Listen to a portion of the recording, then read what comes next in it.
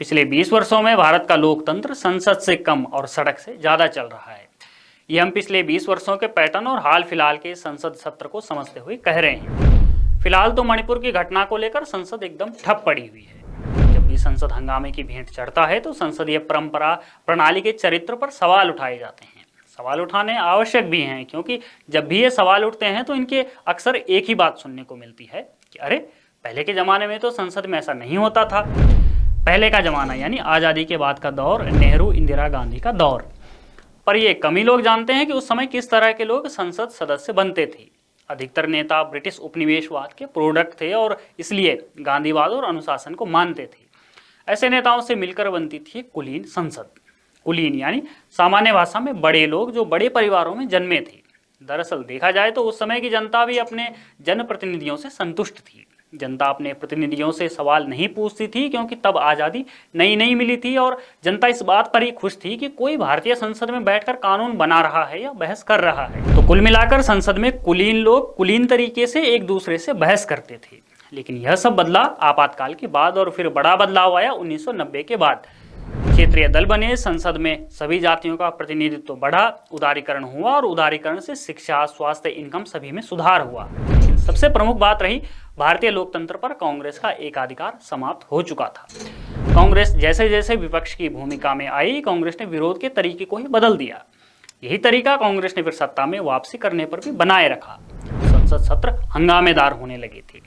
इसे कुछ यूं समझिए कि एक समय कांग्रेस के अविश्वास प्रस्ताव पर सोनिया गांधी द्वारा दिए गए भाषण पर पूर्व प्रधानमंत्री स्वर्गीय अटल बिहारी वाजपेयी को कहना पड़ा था कि ऐसा लगता है कि शब्दकोश से शब्द ढूंढकर निकाले गए हैं। अब क्या संसद के कामकाज की गुणवत्ता में इस गिरावट का श्रेय कांग्रेस को नहीं दिया जाना चाहिए? लोकसभा सचिवालय से प्राप्त आंकड़ा बताता है कि वर्ष 1990 में नरसिम्हा राव सरकार के समय जिस संसद में काम का 10% हिस्सा हंगामे की भेंट चढ़ता था, वही उनके बाद वाली सरकारों के दौरान 20% हो गया।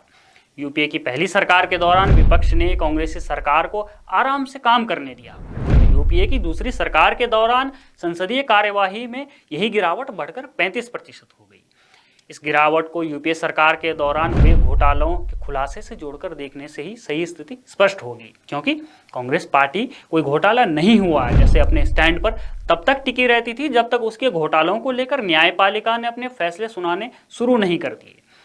वर्ष 2014 से कांग्रेस फिर विपक्ष में है और संसद की कार्यवाही को लगातार बाधित करती रही है। इस आधार पर अलग अलग आरोपों के आधार पर, लेकिन ये आरोप कहीं भी साबित नहीं हुए। ऐसा ही आरोप कांग्रेस ने सत्र में भी लगाया है कि सरकार मणिपुर पर बहस नहीं करना चाहती है। अगर सरकार को बहस नहीं करनी होती तो सरकार अविश्वास प्रस्ताव क्यों स्वीकार करती, या फिर सत्र की शुरुआत में प्रधानमंत्री ने मणिपुर का मुद्दा उठाया ही नहीं होता।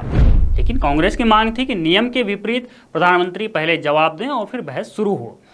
नियमों की चिंता कांग्रेस से करना वैसे भी बेईमानी होगी, क्योंकि अगर सच में चिंता होती तो आज सदन में मणिपुर पर चर्चा हो रही होती। संसद का काम ठप कर कांग्रेस की संसदीय परंपराओं पर ज्ञान नहीं बांट रहे होते। बने रहिए हमारे साथ, देखते रहिए द पैम्फलेट।